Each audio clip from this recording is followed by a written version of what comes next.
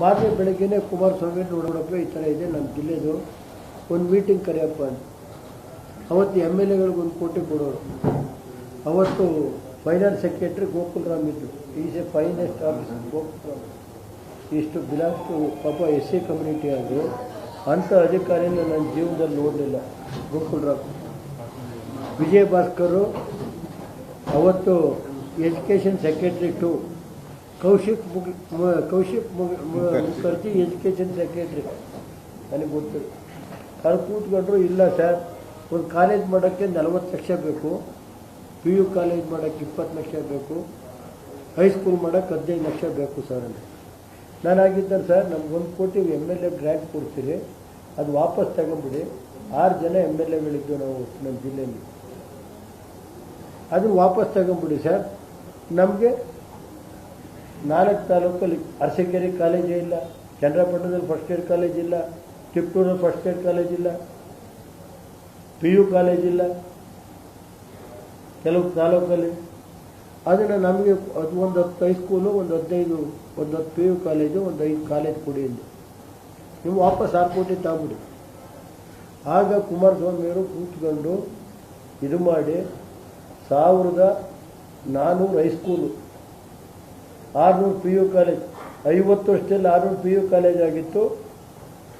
600 PU college ಹೊಸದಾಗಿ ಮಾಡಿದ್ರು. ಅವತ್ತು ಸುಮಾರು 180 ಫಸ್ಟ್ ಏಡ್ ಕಾಲೇಜು, ಸುಮಾರು ಪಾಲಿಟೆಕ್ನಿಕ್ ಕಾಲೇಜೇನು 36, ಇಂಜಿನಿಯರಿಂಗ್ ಕಾಲೇಜ್ 8-9.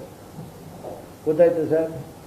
ಒಂದು ಇಂಜಿನಿಯರಿಂಗ್ ಕಾಲೇಜಲ್ಲಿ ಸೀಟ್ 7 ಲಕ್ಷ ಪ್ರೈವೇಟಲ್ಲಿ, ನಾನೇ ಮಸಲಹೌಸಲ್ಲಿ ಮಾಡಿದ್ದೀನಿ. ಇವತ್ತು ರಾಜ್ಯದಲ್ಲಿ 18 ಇಂಜಿನಿಯರಿಂಗ್ ಕಾಲೇಜಲ್ಲಿ ನಂಬರ್ 1 ಇದೆ ಮಸಲಹೌಸಲ್ಲಿ. ದೇವೇಗೌಡರು ಹುಟ್ಟೂರಲ್ಲಿ ಒಂದು ಮಾಡಿದ್ದಾರೆ, ತಿಪ್ಪೇಸ್ವಾಮಿಯವರೇ ಇಲ್ಲಿ ಕೂತವರೇ, ಕುಮಾರಣ್ಣ ಮಾಡಿಕೊಟ್ಟಿದ್ದು. ಇವತ್ತು ಇಡೀ 18 ಇಂಜಿನಿಯರಿಂಗ್ ಕಾಲೇಜಲ್ಲಿ ನಂಬರ್ 1 ಇದೆ. 700 ರೂಪಾಯಿ ಫೀಸ್ ಒಳ್ಳೆಯದು, ವರ್ಷಕ್ಕೆ 1500 ಕಟ್ಟೋದು ಒಳ್ಳೆಯದು. ಆ 700 ಅವರು ಇದ್ದಿದ್ರೆ ಇದು ಬರುತ್ತೆ, ಸ್ಕಾಲರ್ಶಿಪ್ ಬರುತ್ತೆ.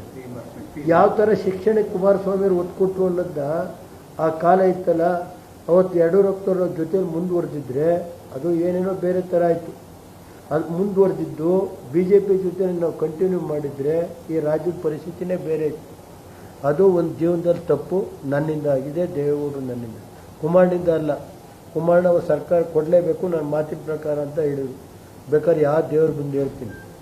2ನೇ ಸಾರಿ 2004ರಲ್ಲಿ 2004ರಲ್ಲಿ ಧರ್ಮ್ ಸಿಂಗ್ ಇದ್ರು, ಅದಾಯಿತು. 2006ರಲ್ಲಿ ಕುಮಾರಸ್ವಾಮಿ ಬಂದರು. 2006 ಇಲ್ಲ sir, 6 Kumaraswamy second time first time ಅವತ್ತು ಅದೇ ಆ ಟೈಮಲ್ಲೇ, ಅವತ್ತು ಅದೇ ಹಳೆ ಆಫೀಸ್ ಇತ್ತು. ಅದು ಆ ಟೈಮಿನ ಕತೆ ಹೇಳಿದೆ. 2008 2016 ಇದೆಯಲ್ಲ, ಇದೇ ಹೋಟೆಲ್ ಇದರಲ್ಲಿ ಬಂದು ನಡೀತು. ಅದೇನೋ ಅಗ್ರಿಮೆಂಟ್ ಸೈನು ಅವೆಲ್ಲ ಆಯಿತು ಬಿಡಿ. ಅದೇನೋ ನಾನೇ ಅವತ್ತು ಕಿತ್ತಾಕಿದ್ದು ನಾನು. ದೇವೇಗೌಡರದೊಂದು ಕೋಮುವಾದಿಗಳು ದೂರ ಇಡಬೇಕು ಅನ್ನೋದೊಂದು ದೇವೇಗೌಡರು ಇಟ್ಕೊಂಡು ಬಂದು ಇವತ್ತು ಗುಸ ಬಿಡಿಸ್ಕೊಳ್ತಾ ಇದ್ದೀವಲ್ಲ ಸ್ವಾಮಿ. ಅದು ಅವತ್ತಿನ ದಿವಸದ್ದು ಕಥೆ ಹೇಳ್ತೀನಿ. 2018 ಮೋದಿಯವರೊಂದು ಮಾತು ಹೇಳಿದರು, ಕುಮಾರಸ್ವಾಮಿ ನಾನು ಒಟ್ಟಿಗೆ ಜೊತೆಯಲ್ಲೇ ಕೂತಿದ್ದು ಪಾಂಡವಪುರದ ಪುಟ್ಟರಾಜನಿದ್ರೇನೋ ಅವತ್ತು. ನೋಡಪ್ಪ, ನಿಮ್ಮ ಅಪ್ಪನ ಮೋಸ ಮಾಡಿ ನಿಮ್ಮ ಅಪ್ಪನ ಮುಗಿಸವ್ರೆ, ಕಾಂಗ್ರೆಸ್ ಯಾಕೆ ಅಲ್ಲ. ಒಂದು ನಿಮಿಷ ತಾಳ್ಮೆಯಿಂದ ಕೇಳಬೇಕು ಸರ್. ನಾನು ಹೇಳೋದು ನನ್ನ ಪರಿಸ್ಥಿತಿ ಹೇಳ್ಬೇಕಲ್ಲ ಸರ್. ಬೇಡ ಅಂದರೆ ಹೇಳೋದಿಲ್ಲ. ಅಥವಾ ಸುಮ್ಮನೆ 2018ರಲ್ಲಿ ಮೋದಿಯವರು ಹೇಳಿದರು, 2007ರಲ್ಲೂ 8ರಲ್ಲೂ ಮೋದಿಯವರು ಪಾರ್ಲಿಮೆಂಟಲ್ಲಿ 7 ಸೀಟ್ ತಾಳಿ, ನಿಮ್ಗೆ ಯಾವ್ದು ಬೇಕು ಅಂತ. ಗೊತ್ತಾಯ್ತಾ ಸರ್. 2018ರಲ್ಲಿ ನೀವು ದೇವೇಗೌಡರು ಮನೆ ತಗ ಬಂದು ನಿಮ್ಮ ಪಾದಗಳಿಗೆ, ಕುಮಾರಣ್ಣ ಪಾದ, ದೇವೇಗೌಡರ ಪಾದ, ಗೊತ್ತಾಯ್ತು ಸ್ವಾಮಿ, ಬಂದು ಬಿದ್ರಲ್ಲ ಸ್ವಾಮಿ. ಕೋಮುವಾದಿಗಳು ದೂರ ಇಡಬೇಕು, ನೀವೇ 5 ವರ್ಷ ಇಡಿ ಅಂದರು. ಗೊತ್ತಾಯ್ತು ಸರ್. ಆಗ ಅದಾದಮೇಲೆ ಒಂದು ಸೀಟು ಹಂಚಿಕೆ, ದೇವೇಗೌಡರು ಮೈಸೂರು ಸೀಟ್ ಕೇಳಿದ್ರು, ಆಗಲ್ಲ ಅಂದರು. ಏನು ಸರ್ ಕೇಳಬೇಕಾದ್ರೆ ಯಾವ ದೇವ್ರ ಮುಂದೆ ಬೇಕು ಅಲ್ಲ. ಒಂದು ನಿಮಿಷ, ಯಾವ ದೇವ್ರ ಮುಂದೆ ಸತ್ಯ ಹೇಳ್ತೀನಿ. ಆಮೇಲೆ ಕೊನೆಗೆ ಹತ್ರ ದೇವೇಗೌಡರು ಯಾಕಪ್ಪ ಇದು ಕಿತ್ತಾಕಬೇಕು ಅಂತ. ನಾವು ಅದು ಕಿತ್ತಾಕೋದಾದ್ರೆ ಪಾರ್ಲಿಮೆಂಟ್ ಸೀಟ್ ಕೊಡಲಿಲ್ಲ ನಮಗೆ ಸರಿಯಾಗಿ ಅಂತೇಳಿ ಮೋದಿಯವರು ಹೇಳಿದ್ರಲ್ಲ, ಯಾಕಪ್ಪ ನಂಬ್ತೀರಿ ನೀವು ಮುಂದೆ ಬೆಳೆಯೋ ಒಂದು ಸ್ವಲ್ಪ ಮುಂದೆ ಬೆಳೆಯುವಂಥ ಇವರು ನನಗೆ ಹೇಳಿದರು, ನೀನು ನಿಮ್ಮ ಅಪ್ಪಂಗೆ ಹೇಳು ಅಂದರು ಮೋದಿಯವರು. ಯಾಕೆಂದ್ರೆ ಮೋದಿಯವರು ನನಗೆ ನ್ಯಾಷನಲ್ ಡೈರಿ ಮೆಂಬರ್ ಇದ್ದಾಗ ಪರಿಚಯ. ಅವರು ಗುಜರಾತಲ್ಲಿ ಮುಖ್ಯಮಂತ್ರಿ ಇದ್ದರು. ಒಂದು ಸಭೆಗೆ ಅಡ್ರೆಸ್ ಮಾಡಿದ್ದು ನಾನು ಅವರು ಒಟ್ಟಿಗಲ್ಲಿ ಗುಜರಾತಲ್ಲಿ. ಏನು ಸರ್, ಅವತ್ತಿಂದ ಪರಿಚಯ ಮೋದಿಯವರು. ಯಾಕೆ ನಿಮ್ಮ ಅಪ್ಪಂಗೆ ಹೇಳಪ್ಪ, ನೀನಾರು ಹೇಳಯ್ಯ, ನೀನು ಹೇಳಿದ ದೇವೇಗೌಡರು ಮಾತು ಕೇಳ್ತಾರೆ ಅಂತ ಇದೆಯಾ ನನಗೆ. ಇವತ್ತು ಪಾಪ ಎಲ್ಲೋದ್ರೂ ಹೆಸರು ಕೂಗ್ತಾರೆ ನನಗೆ ಇನ್ನೇನು ಬೇಕಿಲ್ಲ. ಅವತ್ತು ಹೇಳಿದ್ರು, ಯಾಕಪ್ಪ ನಿಮ್ಮ ತಂದೆಗೆ ಹೇಳು, ನಿಮ್ಮ ತಂದೆನ ಮುಗಿಸಿದ್ರು, ಚಂದ್ರಶೇಖರ್ ಮುಗಿಸಿದ್ರು, ಚರಣ್ ಸಿಂಗ್ ಮುಗಿಸಿದ್ರು, ಯಾಕಪ್ಪ ಹೇಳಪ್ಪ ನೀವು ಅಂತ ನನಗೆ ಹೇಳಿದರು. ಅವತ್ತು ಹಾಸನ ಚೀಫ್ ಜಸ್ಟಿಸ್ ಆಫ್ ಇಂಡಿಯಾನ ಹಾಸನಲ್ಲಿ ಒಂದು ಕೋರ್ಟ್ ಕಟ್ಟಿದ್ದೀನಿ. ಇದೇ ಥರ ಇದು ಹೈಕೋರ್ಟ್ ಕಟ್ಟಿದ್ದೀನಿ, ಅದೇ ಥರ ಕಟ್ಟಿದ್ದೀನಿ. ಅವ್ರು ಕರೆಯೋಕ್ಕೆ ಟೈಮ್ ಫಿಕ್ಸ್ ಆಯಿತು, ಬರೋಕ್ಕೆ ಒಪ್ಕೊಂಡಿದ್ರು. ಅವರು ಪಾರ್ಲಿಮೆಂಟ್ ಎಲೆಕ್ಷನ್ ಆದರೂ ಬರ್ತೀನಿ ಅಂತ ಒಪ್ಕೊಂಡಿದ್ರು. ಅಲ್ಲಿ ಟೈಮ್ ಕೊಟ್ಬಿಟ್ಟವ್ರೆ. ಇಲ್ಲಿ ಮೋದಿ ಸಾಹೇಬ್ 2 ದಿನ ಮುಂದಕ್ಕೆ ಚುನಾವಣೆ ಹೋಗ್ತೀನಿ, ನಾನು ಟೈಮ್ ಇದೆ, ಸಾಯಂಕಾಲದೊಳಗೆ ಹೇಳು, ಇವತ್ತು ರಾಜೀನಾಮೆ ಕೊಡು, ಬೆಳಗ್ಗೆ ಓದ್ ತಗೊಂಡು ಬೇಕಾದ್ರೆ ಯಾವುದೇ ಇಲ್ಲಿ ಏನೋ ಒಂದು ಒಳ್ಳೆ ಫೋಟೋ ಹಾಕ್ಸಿದ್ದಾರೆ ಪೂರ್ವಕ್ಕೆ. ನಮ್ಮ ಒಳ್ಳೆ ಚೆನ್ನಾಗಿದೆ, ಎಲ್ಲ ವಾಸ್ತು ಪ್ರಕಾರ ಮಾಡ್ಯಾರ ನಮ್ಮ ಅಣ್ಣವರು. ಅದಕ್ಕೆ ನಾನು ಹೇಳೋದು, ಅಲ್ಲ ತಡೀರಿ ಸರ್, ಅಲ್ಲ ಹೇಳ್ತೀನಿ ನಾನು, ಇದು ದೇವ್ರ ಸಭೆ, ಇದು ದೇವ್ರ ಸಭೆ ಸರ್, ನೀವೆಲ್ಲ ಇದ್ದೀರಿ. ಇವತ್ತು ಇಡೀ ರಾಷ್ಟ್ರದಲ್ಲಿ ಏನಾದ್ರು 2ಕ್ಕೆ ಬೆಲೆ ಇರೋದು, ನ್ಯಾಯಾಂಗ, ಮಾಧ್ಯಮಕ್ಕೆ ಒಂದು ನಾವು ಗೌರವ ಕೊಡಬೇಕಾಗುತ್ತೆ. ಅದನ್ನು ಏನೇ ನಾವು ತಪ್ಪು ಮಾಡಿದಾಗ ನಮ್ಮನ್ನು ಇಳಿಸೋದು ನಿಮಗೆ ಒಂದಿದೆ. ಅದರಿಂದ ನಾನು ಸತ್ಯ ಹೇಳ್ತಾ ಇದ್ದೀನಿ. ಅವತ್ತು ಹೇಳಿದರು ಕುಮಾರಣ್ಣ ದೇವೇಗೌಡರು, ಅವತ್ತೊಂದು ಮಾತು ಹೇಳಿದರೆ, ಕುಮಾರಣ್ಣ ನಾವು ಆ ಥರ ಮಾಡೋದೇ ಇದ್ರೆ, ಅಧಿಕಾರಕ್ಕೆ ಆಸೆ ಪಡೋದೇ ಇದ್ದರೆ ರಾಜೀನಾಮೆ ಕೊಡುವ, ಬೆಳಗ್ಗೆ ಓದ್ತಾಂಡು 5 ವರ್ಷ ಇರುವುದು. ಆಯ್ತಲ್ಲ ಸರ್, ಯಾವ ಥರ ಏನಾಗಿ ಆಮೇಲೆ 14 ತಿಂಗಳಾಯ್ತಾ ಸರ್, ಹೋದರು. ನಾನೊಬ್ಬ ನಾಯಕರ ಮನೆ ಕೂತಿದ್ದೆ, 5 ಜನ ಕರ್ಕೊಂಬರ್ತೀನಿ ಅಂತ ಒಬ್ಬ ನಾಯಕ ಹೇಳಿದ್ರು. 5 ಜನ ಕರ್ಕೊಂಬರ್ತೀನಿ, ನೀನು DCM ಆಗು, ನಾನು CM ಆಯ್ತೀನಿ ಅಂತ. ಯಾರು ಅಂತ ಟೈಮ್ ಬಂದಾಗ ಇರ್ತಾವೆಲ್ಲ ಹಂಗೆ ಇಟ್ಟಿರ್ಬೇಕು ಸರ್. ಒಂದು ಯಾರೋ ನಾಯಕರ ಮೇಲೆ ಕೂತಿದ್ದೆ, ಯಾರೋ ಒಂದು ನಾಯಕರ ಮೇಲೆ ಕೂತಿದ್ದೆ. ಅವತ್ತೇ ನಾನು ಹಂಗೇನಾದ್ರು ಅಧಿಕಾರಕ್ಕೆ ಆಸೆ ಪಡೋದಾಗಿದ್ರೆ ಅವತ್ತು ನಾನು ಡೆಪ್ಟಿ CM ಆಗೋದಾಯಿತು. ಅಲ್ಲಿಂದ ಫೋನ್ ಮಾಡಿದ್ರು ಡೆಲ್ಲಿಯಿಂದ ಒಬ್ಬ ನಾಯಕರು, 5 ಜನ ಕರ್ಕೊಂಬರ್ತೀನಿ, ನೀನು ಡೆಪ್ಟಿ CM ಒಪ್ಕೊಳ್ಳೋದಾದರೆ ನಾನು CM ಮಾಡ್ತೀನಿ, ನೀನು ಡೆಪ್ಟಿ CM ಆಗೋದ್ರು. ಗೊತ್ತಾಯ್ತಾ ಸರ್? ನೋಡಿ ಸರ್, ಅವೆಲ್ಲ ಕಾಲ ಬಂದಾಗ ಹೇಳ್ತೀನಿ. ನೀವು ನೋಡಿ, ನಾನು ಕೇಳೋದು ಕೇಳ್ತಾ ಇದ್ದೀನಪ್ಪ, ಇಲ್ಲ ನಿಲ್ಲಿಸ್ಬಿಟ್ಟು ಸುಮ್ಮನೆ ಆಮೇಲೆ ಅದಾಯ್ತಾ ಸರ್? ನಾವು ಅಲ್ಲ, ಒಂದು ನಿಮಿಷ, ಯೋಗೇಶ್ವರ್ ಪಾಪ ನಾನೇ ಅವ್ರ ಬಗ್ಗೆ ಟೀಕೆ ಮಾಡೋಕ್ಕೂ ನನಗೆ. ಯಾಕೆಂದರೆ ಸರ್, ಅವ್ರ ಕಾಮೆಂಟ್ ಬಗ್ಗೆ ನಾವು ಒಂದು ನನ್ನ ಜೀವನದಲ್ಲಿ ನಾನು ದೇವೇಗೌಡರು, ಕುಮಾರ್ ಬದುಕಿರೋರಿಗೆ ರೇವಣ್ಣೇನೋ ಹೊಡೆದಾಡ್ತಾನೆ ಅಂತ ತಿಳ್ಕೊಂಡಿದ್ದು ನನ್ನ ಜೀವನದಲ್ಲಿ. ನಮ್ಮ ನಾಯಕರಿರೋದು ದೇವೇಗೌಡರು, ಕುಮಾರಣ್ಣ ನನ್ನ ನಾಯಕರು. ನಾನು ಬದುಕಿರೋವರೆಗೆ ನಾನು ಇರ್ತೀನಿ, ನನ್ನ ಮಕ್ಕಳಿಗೂ ನಮ್ಮೆಲ್ಲರಿಗೂ ನಾಯಕರೇ ಕುಮಾರಣ್ಣ. ಇವತ್ತು ಕುಮಾರಣ್ಣ ಜೀವನದಲ್ಲಿ ಅವನಂತ ನೋವು ಅನುಭವಿಸಿರೋ ಯಾರೇ ರಾಜಕಾರಣಿಗಳು ನೋವು ಅನುಭವಿಸಿಲ್ಲ. ಇವತ್ತು ಕೆಲವು ಟೈಮಲ್ಲಿ ಅವನದು ಒಂದು ಸ್ವಭಾವ ಏನಿದೆ ಅಂದರೆ, ಮಾತು ಕೊಟ್ಟರೆ ಯಾರಿಗೇನು ಬೇಕಾದ್ರೆ ಮಾಡ್ತಾನೆ ಅಂಥ ಮನುಷ್ಯ, ನಂಬೋ ಮನುಷ್ಯ ಜಾಸ್ತಿ. ಇಲ್ಲಿ ನನ್ನ ಹತ್ರಕ್ಕೆ ಅಂಥವು ಬರೋಲ್ಲ ಇಲ್ಲಿ. ಗೊತ್ತಾಯ್ತೇನ್ರಿ? ನಮ್ಮ ಹತ್ರ ಬಂದರೂ ಸ್ವಲ್ಪ ಇವೆಲ್ಲ ನಡೆಯಲ್ಲ ಅಂತ ಪಾಪ ಕುಮಾರಣ್ಣ ತಗ ಹೋಗ್ತಾರೆ. ಆಗ ಬೇಕಾದ ಏನೇನು ಬೇಕೋ ಉಪಯೋಗಿಸ್ಕೊತಾರೆ, ಹೊರಗಡೆ ಹೋಗ್ತಾರೆ. ಅದು ಮಂಜಣ್ಣಂಗೆ ಗೊತ್ತೈತೆ. ನಮ್ಮ ಸುರೇಶ್ ಬಾಬುನ ಈಗ ಸೋತಾಗೂ ಅವರೇ ಸುರೇಶ್, ಗೆದ್ದಾಗೂ ಜಡ್ಜ್ಗೆ ಅವನು. ಆಯ್ತೇನಪ್ಪ? ಏನಂತ ಯಾರೊಬ್ಬ ನಾಯಕರು ಹೇಳಿದ್ರು ಸರ್, ಯಾವ ಪಕ್ಷರು ಅದು ಬೇಡ, ಅವೆಲ್ಲ ಟೈಮ್ ಬಂದಾಗ ಹೇಳ್ಬೇಕು ಅಂದರೆ ಬೇಕಾದ್ರೆ ಅದು ಹೇಳ್ತೀನಿ, ಕಾಲ ಬಂದಾಗ ಹೇಳ್ತೀನಿ, ಅದು ಬೇಡ ವಿಷಯ. ಗೊತ್ತಾಯ್ತಾ ಸರ್? ಅಷ್ಟೇಳಿ ನಾನು ಒಂದು ನಿಮಿಷ ಯೋಗೇಶ್ವರ್ಗೆ ಹೇಳಿ ಅವ್ರಿಗೆ ಹೋಗಿದ್ದಾರೆ. ಅವರು ವಿಮಾನದಲ್ಲಿ ಕರ್ಕೊಂಡು ಹೋಗಿ ರಾಜೀನಾಮೆ ಕೊಡ್ತಿದ್ದಾರೆ. ವಿಮಾನದಲ್ಲಿ ಕರ್ಕೊಂಡು ರಾಜೀನಾಮೆನ ಯಾರು ಕೊಡ್ಸಿದ್ದು ಸರ್? ಅದು 6 ತಿಂಗಳ ಮುಂಚೆ ಇತ್ತು, 3 ತಿಂಗಳು. ನನಗೆ ಪಾಪ ಅದ್ರ ಬಗ್ಗೆ ನನಗೆ ಅವ್ರ ಬಗ್ಗೆ ಗೌರವ ಇದೆ. ಅವ್ರಿಗೆ ಒಳ್ಳೇದಾಗಲಿ. ಚನ್ನಪಟ್ಟಣದಲ್ಲಿ ನಾವೇನು ಕೆಲಸ ಮಾಡಿದ್ದೀವಿ ಅನ್ನೋದನ್ನ ಕುಮಾರಸ್ವಾಮಿ ಪ್ರಚಾರ ತಾಳಲಿಲ್ಲ. ರಾಮನಗರ ಜಿಲ್ಲೆ ಕುಮಾರಸ್ವಾಮಿ ಏನು ಪ್ರಚಾರ ತಾಳ್ರು ಅಂತ ಪ್ರಚಾರ ಮಾಡಲಿಲ್ಲ. ಜಿಲ್ಲಾ ಕೇಂದ್ರ ಯಾರೇ ಮಾಡಿದ್ದು? 2 ಜಿಲ್ಲೆಯ ರಾಮನಗರ, ಚಿಕ್ಕಬಳ್ಳಾಪುರ ಯಾರು ಮಾಡಿದ್ದು ಹೇಳಿ.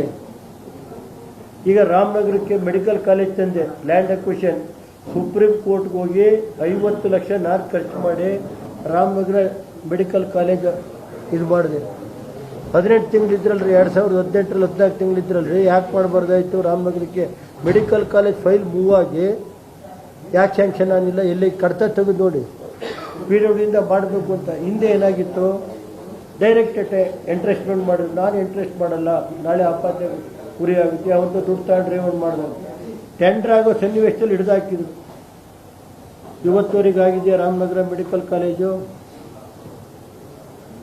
ನಾನು ಅದ್ರ ಬಗ್ಗೆ ನಾನು ಹೇಳಲ್ಲ. ಏನು ಮಾಡ್ಯಾರ ಕುಮಾರಣ್ಣ ಅಂತ ರಾಮನಗರ ಜಿಲ್ಲೆಗೆ? ರಾಮನಗರ ಜಿಲ್ಲಾ ಕೇಂದ್ರ ಮಾಡಿದರು. ಎಷ್ಟು ಇಂಜಿನಿಯರಿಂಗ್ ಕಾಲೇಜ್ ಮಾಡಿದ್ದಾರೆ. ಮಾರ್ಕೆಟ್ ಮಾಡೋಕ್ಕೆ ಎಲ್ಲ ಜಾಗ ರೆಡಿ ಮಾಡಿದ್ದೆ. 450 ಕೋಟಿ ಶರದ್ ಪವಾರ್ ನಾವು ಹೋಗಿ 450 ಕೋಟಿ ಮೆಡಿಕಲ್ ಇದು ಮಾರ್ಕೆಟ್ ಮಾಡೋದಕ್ಕೆ ಅವರೇ ಬಂದಿದ್ರು. ಸ್ಥಳ ಎಲ್ಲ ನೋಡ್ಕೊಂಡು ಬಂದು ಲ್ಯಾಂಡ್ ಅಕ್ವಿಷನ್ ಎಲ್ಲ ಮಾಡಿಸಿದ್ದೆ. ಈಗ ಇದೈತಲ್ಲ ಸರ್, ಚನ್ನಪಟ್ಟಣದಲ್ಲಿ 540 ಕೋಟಿ ಇಗ್ಲೂರು ಮತ್ತು HD ದೇವೇಗೌಡ ಬ್ಯಾರೇಜ್ಗೆ 540 ಕೋಟಿ ಯಾರು ಮಾಡಿದ್ದು? ಕುಮಾರಸ್ವಾಮಿ ಕಾಲ 18, ಈಗ 2018ರಲ್ಲೇ ಮಾಡಿದ್ದಾನೆ. ರಸ್ತೆಗಳು ಎಷ್ಟು ರಸ್ತೆ ಮಾಡಿದೆ, ಎಷ್ಟು ಕಾಲೇಜ್ ಮಾಡಿದೆ, ಎಷ್ಟು ಹೈಸ್ಕೂಲ್ ಮಾಡಿದೆ. ಜಿಲ್ಲಾ ಕೇಂದ್ರ ಆಫೀಸ್ ಮಾಡಿಕೊಟ್ಟಿದ್ದೀನಿ, SP ಆಫೀಸು, DC ಆಫೀಸು. ಏನು ಮೇಡಮ್, ನಾನು ಒಂದು ನಿಮಿಷ ಹೇಳ್ತೀನಿ. ಕುಮಾರಣ್ಣ ಪ್ರಚಾರ ತಾಳಕ್ಕೆ ಹೋಗಿಲ್ಲ. ನಾನೇ 50 ವರ್ಷದಲ್ಲಿ 500 ಸ್ಟೇಷನ್ ಆಗಿತ್ತು. ನಾನು ಬರೀ 20 ತಿಂಗಳು 600 ಸ್ಟೇಷನ್ ಮಾಡಿದೆ. ನಾವು ಪ್ರಚಾರ ತಾಳ್ವಾ? ದಿನಕೂನ ಫೌಂಡೇಶನ್ ನಾನು ಆ ಥರ ಕುಮಾರ್ ಪ್ರಚಾರ ತಾಳಲಿಲ್ಲ. ನಾನು ಹೇಳೋದು ಇವತ್ತಿನ ಸನ್ನಿವೇಶದಲ್ಲಿ ಪ್ರಚಾರಕ್ಕೂ ಇರಬೇಕಾಯ್ತು. ಕೆಲವು ತಡೆರಿ ಹೇಳ್ತೀನಿ. ಈಗ ಗೆದ್ದಿದ್ದಾರೆ, ಸೋತಿದ್ದೀವಿ. ನಿಖಿಲ್ ಆಯಿತು 3 ಬಾರಿ ಸೋತ. ಏನು ಇವತ್ತೇ ಮುಗಿದೋಯ್ತಾ? ರಾಜಕಾರಣ ಇವತ್ತೇ ಮುಗಿದೋಯ್ತೇನ್ರಿ? ಸೋಲು ಗೆಲುವೆಲ್ಲ ಹೆದರಿಕೆ. ನಿಖಿಲನ ಈ ರಾಜ್ಯದಲ್ಲಿ ಒಂದಲ್ಲ ಒಂದಿನ ಉತ್ತಮವಾದಂಥ ನಾಯಕ ಆಗುವಂಥ ಸನ್ನಿವೇಶ ಬರುತ್ತೆ. ಬೇಕಾದ್ರೆ ಇವತ್ತು ನಾನು ಇದರಲ್ಲಿ ಹೇಳಿರ್ತೀನಿ. JDSಗೆ ಸಾಂಪ್ರದಾಯಿಕ ಮತದಾರರು ಒಕ್ಕಲಿಗ ಸಮುದಾಯ ಬಹುಸಂಖ್ಯಾತರಾಗಿರೋ ಅಂದ್ರೆ ಚನ್ನಪಟ್ಟಣದಲ್ಲಿ ಬಹುಸಂಖ್ಯಾತ ಒಕ್ಕಲಿಗ ಸಮುದಾಯ ಯಾಕೆ ಕೈ ಹಿಡಿಯಲಿಲ್ಲ ಅಂತ ಸರ್, ಒಂದು ನಿಮಿಷ ತಾಳ್ಮೆಯಿಂದ ಕೇಳಿ ಸರ್. 2008ರಲ್ಲಿ ನಾನೇ ರಾಜ್ಯಸಭಾ ಎಲೆಕ್ಷನ್ ನಡೀತು. ನಾನೇ ಏಜೆಂಟಾಗಿ ಕೂತಿದ್ದೆ. ಜ್ಞಾಪಕ ಐತ ಪತ್ರಿಕೆ ಸ್ನೇಹಿತರೆ? 6 ಜನ ಇದು ಓಟ್ ಹಾಕೋದ್ರು, ಕ್ರಾಸಿಂಗ್ ಓಟ್ ಹಾಕೋದ್ರು. ಓಟಾಗಿ ಎಲೆಕ್ಷನ್ಲಿ ಏನಾಯ್ತು ಸರ್? ಮಾಗಡಿ 60,000, 50,000, ಶ್ರೀರಂಗಪಟ್ಟಣ 50,000, ಹಿಡಿದಿಲ್ವ ಕೈಯ? ನಾಗಮಂಗಲ 50,000. ಅದು ಜನ ಯಾವ ಬೇಕಾದ್ರೆ ಏನಾದ್ರು ಆಗುತ್ತೆ. ಸ್ವಲ್ಪ ತಾಳ್ಮೆ, ಜನ ನೋಡ್ತಾರೆ, ವಾಚ್ ಮಾಡ್ತಾರೆ. ಈಗ 6 ತಿಂಗಳು ಪಾರ್ಲಿಮೆಂಟ್ ಎಲೆಕ್ಷನ್ ಆಯ್ತಪ್ಪ, 136 ಸೀಟ್ ಗೆದ್ದರು. ಒಂದು ವರ್ಷದಲ್ಲಿ ಪಾರ್ಲಿಮೆಂಟ್ ಸೀಟು 150 ಸೀಟ್ ಪಾರ್ಲಿಮೆಂಟ್ ಕ್ಷೇತ್ರದಲ್ಲಿ ಗೆದ್ದಿದ್ದೀವಿ. ಇವತ್ತು ಒಂದೇ ವರ್ಷದಲ್ಲಿ ಇವರು 5 ಗ್ಯಾರಂಟಿ ಕೊಟ್ಟು ಒಂದೇ ವರ್ಷಕ್ಕೆ ಯಾಕೆ ಸ್ವಾಮಿ 150 ಸೀಟ್ ಗೆದ್ರಿ, ಸೋತ್ರಿ? ಇವರಿದ್ರೆ ಅದು ಚುನಾವಣೆಗೆ ಎದುರುವಂಥ ಪಕ್ಷ ಅಲ್ಲ. ಈ ಪಕ್ಷದಲ್ಲಿ ಪ್ರಾಮಾಣಿಕರು ಇದ್ದಾರೆ. ನೆನೆ ಸುರೇಕೆರೆ ಕೃಷ್ಣಪ್ಪರು ಹೇಳೋರು, ನಾನು ದುಡ್ಡಿಗೆ ಮಾರಾಟಕ್ಕಿಲ್ಲಪ್ಪ ಅಂತ ಹೇಳೋರು. ಇಲ್ಲಿ ನಾವು 4 ಜನ ಮಂಜಣ್ಣ ಐತೆ, ನಾನಿದ್ದೀನಿ, ಈ ಕಡೆ ಬಾಲಣ್ಣ ಬಂದವರೆ, ಈ ಕಡೆ ಸ್ವರೂಪೇನ ಇನ್ನೊಂದು 2 ನಿಮಿಷ ಬರ್ತಾವ್ರೆ, ರವಿ ಅವರೇ, ಸಿಡ್ಡುಘಟ್ಟ ರವಿ, ಹರೀಶಣ್ಣ ಪಾಪ ಬಿಡಿ, ಎಲ್ಲ ಹರೀಶಣ್ಣು ಇಲ್ಲೇ ಇರ್ತಾರೆ. ನಮ್ಮ ಜಿಲ್ಲೆದು ಹೇಳಿದೆ ನೋಡ್ರಿ. ಈಗ ರೇ GT ದೇವೇಗೌಡ್ರನ್ನ ಈಗ ನನ್ನ ಸರ್ ಒಂದು ನಿಮಿಷ ಹೇಳ್ತೀನಿ. GT ದೇವೇಗೌಡ್ರನ್ನ ಒಂದು ನಿಮಿಷ ತಾಳ್ಮೆಯಿಂದ ಕೇಳಬೇಕು ಹೆಂಗಿದೆ ಅಂತ. GT ದೇವೇಗೌಡ್ರನ್ನ 2017 ಇದೇ ಸರ್ಕಾರ ಇತ್ತು, ಕಾಂಗ್ರೆಸ್. ಅವತ್ತು ಸಾಯಂಕಾಲ ಯಾವುದೋ ಒಂದು ಏನು GT ದೇವೇಗೌಡ್ರು ಏನು ಲೂಟಿ ಹೊಡೆದವನು ಹೇಳ್ರಿ, ಅವ್ರ ಮಗೇನು ಲೂಟಿ ಹೊಡೆದವನ, ಯಾರ್ಯಾರು ಲೂಟಿ ಹೊಡೆದವ್ರು ಅದಿರಲಿ, ಟೈಮ್ ಬಂದಾಗ ಹೇಳ್ತೀನಿ. ಅವತ್ತು GT ದೇವೇಗೌಡ್ರನ್ನ ನನಗೊಂದು ಪೊಲೀಸ್ ಆಫೀಸರ್ ಫೋನ್ ಮಾಡಿದ್ರು, ನಮ್ಮ ಅಭಿಮಾನಿ, ಸರ್ ನೈಟ್ ಇವತ್ತು GT ದೇವೇಗೌಡ್ರನ್ನ ಅರೆಸ್ಟ್ ಮಾಡೋಕ್ಕೆ ರಾತ್ರಿ ಎಲ್ಲ ರೆಡಿ ಇದೆ, SP DOSP ಪೊಲೀಸ್ ಎಲ್ಲ ರೆಡಿ ಇದೆ ಸರ್, ಅರೆಸ್ಟ್ ಮಾಡೋಕ್ಕೆ ರೆಡಿ ಇದ್ದಾರೆ ಅಂತ ಹೇಳಿ ಒಂದು ಇನ್ಫಾರ್ಮೇಷನ್ ಬಂತು. ಕುಮಾರನಿಗೆ ಕೊಟ್ಟೆ. ಕುಮಾರಣ್ಣ ಒಂದು ಗುಟ್ರಿ ಹಾಕೋದಕ್ಕೆ ಎಲ್ಲ ಪೊಲೀಸ್ನವ್ರು ವಾಪಸ್ ಹೋಗೋವತ್ತು. 2017-18ರಲ್ಲಿ ಕುಮಾರಣ್ಣ ಗುಟ್ರಿ ಹಾಕ್ದ. ಕುಮಾರಣ್ಣನ ಗುಟ್ರಿಗೆ ಎಲ್ಲ ಓಡೋದ್ರು. ಯಾವ ಕೇಸು ಅಂತ ಕೇಳ್ರಪ್ಪ ಅಲ್ಲಿ. ಈಗ ಆಡಳಿತ ಪಕ್ಷದ ನಾಯಕರಿದ್ದಾರಲ್ಲ, ಯಾವ ಕೇಸೆಲ್ಲ ಅವತ್ತು ರಾತ್ರಿ ಪೊಲೀಸ್ ಎಲ್ಲ ಬಂದಿತ್ತು. GT ದೇವ್ ಅವತ್ತು ನನ್ನಂಗೆ ಅವರು ಅವತ್ತೇನಾದ್ರು ಕುಮಾರಣ್ಣ ಗುಟ್ರಿ ಆಗ್ತೋ ಇದ್ರೆ ಅಪ್ಪ ಮಕ್ಕಳು 20 ದಿನ ನನ್ನಂಗೆ ಜೈಲಲ್ಲಿ ಇರ್ಬೇಕಾದ್ರು. ಗೊತ್ತಾಯ್ತು ಸರ್, ನಾನು ಅನುಭವಿಸಿದ್ದೆ 20 ದಿನ. ಕುಮಾರಣ್ಣನ ಗುಟ್ರಿ ಕುಮಾರಣ್ಣನ ಗುಟ್ರಿ GT ದೇವೇಗೌಡರನ್ನ ನಾವು ಸರಿಪಡಿಸ್ಕೊಳ್ಳೋದು ನಮಗೆ ಗೊತ್ತಿದೆ. ಹುಣಸೂರಲ್ಲಿ ಸೋತ ತಡೀರಿ ಮೇಡಮ್ ಒಂದು ನಿಮಿಷ, ನಾನು ಹೇಳಿ ಮುಗಿಸೋರಿಗೆ ದಯಮಾಡಿ ಕೈ ಮುಗಿತೀನಿ. ಎಲ್ಲ ಮಾಧ್ಯಮ ಮಿತ್ರರು, ನಿಮ್ಮ ಬಗ್ಗೆ ನಮಗೆ ಗೌರವ ಇದೆ. ನನಗೇನೋ ಒಂದು ವರ್ಷದ ಮೇಲೆ ಒಂದು ಸಾರಿ ಮಾತಾಡೋಕ್ಕೆ ಅವಕಾಶ ಕೊಟ್ಟಿದ್ರಿ. ನನ್ನ ಕಷ್ಟ ಹೇಳಿಕೆ ಬಿಡಿದ್ದು ಹೇಳಲ್ಲ. ಅವತ್ತು ಅಲ್ಲ, ಸತ್ಯ ಹೇಳ್ತಾ ಇದ್ದೀನಿ ನಾನು.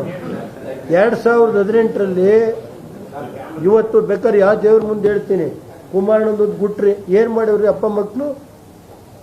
ಇವತ್ತು ಹುಣಸೂರಿಂದ ಗೆದ್ದು ಬರಲಿಲ್ವಾಯ್ತಾ? ಶಕ್ತಿ ಇರೋತ್ತೆ ಗೆದ್ದವಂತಾನೆ. ಓಲಿ ಕೆಲವರು ಕಾಂಗ್ರೆಸ್ ಮುಖಂಡರಲ್ಲಪ್ಪ, ಕಾಂಗ್ರೆಸ್ ಬಿಟ್ಟು ನಮ್ಮ ವರಿಷ್ಠಂಗೆ ಬಂದು ನಿಂತ್ಕೊಳ್ಳಿ, ಒಪ್ಗೆತೀನಿ. ಆಯಿತು, ಕಾಂಗ್ರೆಸ್ ಇವತ್ತಿನ ಪರಿಸ್ಥಿತಿ ಹೆಂಗಿದೆ ಅಂದರೆ, ನಮ್ಮ ಯೋಗೇಶ್ ಅಣ್ಣ ಕರ್ಕೊಂಡು ಹೋಗಿರೋ ಸಂತೋಷ, ಅವರೊಂದು MLA ಆಗಿರೋ ಸಂತೋಷ, ನನಗೆ ಹೊಟ್ಟೆ ಉರಿಯಿಲ್ಲ. ಕಾಂಗ್ರೆಸ್ ಈ ಸ್ಥಿತಿ ಬಂತಲ್ಲಪ್ಪ, ಯೋಗೇಶ್ ಅಣ್ಣನ ಕೈಕಾಲು ಕಟ್ಟೋ ಪರಿಸ್ಥಿತಿ ಬಂತಲ್ಲ, ನನಗೆ ನೋವಾಗ್ತಾಯಿದೆ. ಒಂದು ರಾಷ್ಟ್ರೀಯ ಪಕ್ಷ ಈ ಪರಿಸ್ಥಿತಿ ಬಂದೈತಲ್ಲ, ಯೋಗೇಶ್ ಅಣ್ಣ ಕಾಲಿಡಿದು ವಿಮಾನದಲ್ಲಿ ಕರ್ಕೊಂಡು ಹೋಗಿ ರಾಜೀನಾಮೆ ಕೊಡಿಸಿ ಈ ಪರಿಸ್ಥಿತಿ ಬಂತಲ್ಲ, ಡ್ರಾಮಾ ಮಾಡಿ ಪಾಪ ಆ ಮನುಷ್ಯನ ಇದು ಮಾಡಿದ್ರಲ್ಲ ಅಂತ ನನಗೆ ಅಷ್ಟೇ, ಇನ್ನೇನಿಲ್ಲ. ಆ ಮನುಷ್ಯ ಚನ್ನಪಟ್ಟಣದಲ್ಲಿ ಗೆದ್ದಿದ್ದಾರೆ, ಒಳ್ಳೆ ಕೆಲಸ ಮಾಡಲಿ, ಮುಂದೆ ಭವಿಷ್ಯ ಅವರು ಉಜ್ವಲ ಭವಿಷ್ಯ ಕೊಡಲಿ. ಇಂಥ ಕಾಂಗ್ರೆಸ್ ಕಷ್ಟದ ಪರಿಸ್ಥಿತಿ ಇದ್ದಾಗ ಹೋಗಿ ಕೈ ಹಿಡಿದಿದ್ದಾರೆ ಯೋಗೇಶ್, ಅವ್ರಿಗೊಂದು ಮಂತ್ರಿ ಮಾಡಿ. ನಾವು ಹೋಗಿ ಒಂದಿಷ್ಟು ಕೆಲಸ ಮಾಡಿಸ್ಕೊತೀವಿ ನಮ್ಮ ಯೋಗೇಶ್ ಅಣ್ಣಂತು. ನನ್ನ ಬಗ್ಗೆ ಏನ್ರಿ ಇಷ್ಟೇ ನಾನು ಹೇಳೋದು. ಇನ್ನು ಬಾಕಿ ಇನ್ನೇನಾದ್ರು ವಿಷಯ ಐತೆ ಹೇಳ್ಬೇಕಾ? ಅಷ್ಟೇ ನಾನು ಹೇಳೋದು. ಇವತ್ತಿನ ಸನ್ನಿವೇಶದಲ್ಲಿ ನಾವೆಲ್ಲ ಫಾರ್ಮಾಗಿ 18 ಜನ ಇರ್ತೀವಿ, ಅದರಲ್ಲಿ ಏನೂ ಇಲ್ಲ. ಕುಮಾರಣ್ಣ ನಾಯಕತ್ವ, ದೇವೇಗೌಡರು ರಾಷ್ಟ್ರೀಯ ಪಕ್ಷದ ನಾಯಕತ್ವ, ನಮ್ಮ ಸುರೇಶ್ ಅಣ್ಣ ಒಂದು ಅಲ್ಪಸಂಖ್ಯಾತರು ಕೊಟ್ಟವರಪ್ಪ. ನಾನು ಲೀಡರ್ ಆಫ್ ದಿ ಅಪೋಸಿಷನ್ ಕೆಲಸ ಮಾಡಿದ್ದೀನಿ, ಸಿದ್ದರಾಮಯ್ಯವರು ಮಾಡಿದರೆ ನಾನು ಒಟ್ಟಿಗೆ ಮಾಡಿದ್ದೀನಿ. ಈಗ ನಮ್ಮ ಸುರೇಶ್ ಬಾಬು ಒಬ್ಬ ಹಿಂದುಳಿದವರು ಮುಖಂಡ ಮಾಡಲಿ, ನಮಗೇನು ಸಂತೋಷ. ಇವತ್ತು ಎಲ್ಲ ಸಮಾಜ ತಗೊಂಡೋಗ್ಬೇಕು ಅನ್ನೋ ದೇವೇಗೌಡರ ಆಸೆ. ಇವತ್ತು ಸುರೇಶನ್ ಮಾಡ್ತಾವ್ರೆ. GT ದೇವೇಗೌಡರು ನಮ್ಮ ಪಕ್ಷದ ಕೋರ್ ಕಮಿಟಿ ಅಧ್ಯಕ್ಷರು, ನಮ್ಮ ನಾಯಕರು. ನಾನು ಮೈಸೂರಲ್ಲಿ ಸಾರಾ ಮಹೇಶ್ ಮಾತು ಕೇಳ್ತಾ ಇರಲಿಲ್ಲ. ನಾನು GT ದೇವೇಗೌಡರು ಏನು ಹೇಳ್ತಾರೆ ಅದು ಕೇಳಿವಿ, ಬೇಕಾದ್ರೆ ಕೇಳಿ GT ದೇವೇಗೌಡರನ್ನ. ಪಾಪ ಈ ಸಾರಾ ಮಹೇಶ್ ಇವತ್ತು ಪೇಪರ್ ಸ್ಟೇಟ್ಮೆಂಟ್ ಓದೆ. ನಾನು ಬೇಕಾದ್ರೆ ಏನು ಬೇಕಾದ್ರೆ ತ್ಯಾಗ ಮಾಡೋಕ್ಕೆ ರೆಡಿ, ಹೋಗಿ ಕಾಲು ಕಟ್ತೀನಿ. ಅವ್ರು ಹೇಳಿಲ್ವಾ ನಮ್ಮ ನಾಯಕರೇ GT ದೇವೇಗೌಡರು ಅಂತ? ಕೆಲವು ಹೆಚ್ಚಿನ ವಿಡಿಯೋಗಳಿಗೆ ಪ್ರತಿಧ್ವನಿ ಯೂಟ್ಯೂಬ್ ಚಾನೆಲ್ ಸಬ್ಸ್ಕ್ರೈಬ್ ಮಾಡಿ, ಬೆಲ್ ಐಕಾನ್ ಕ್ಲಿಕ್ ಮಾಡಿ.